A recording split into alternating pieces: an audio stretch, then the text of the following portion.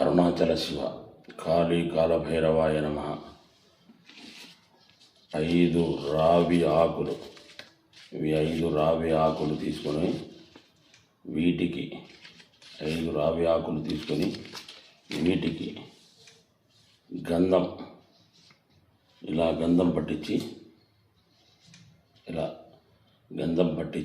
5 రావి ఆకులకు, ఇవి 5 రావి ఆకులు ఎందుకంటే ఇవి మనకు స్థలాలు కానీ గృహం కానీ ఏవైనా వస్తువులు, స్థల ప్రాపర్టీ కానీ ఇంటి ప్రాపర్టీ కానీ మనకు సొంతం కావాలా, సొంత ఇల్లు నిలవేరాలంటే 5 రావి ఆకుల పైన ఇలా పెట్టి ఇవి పారే నదిలో వదిలిపెట్టాలి.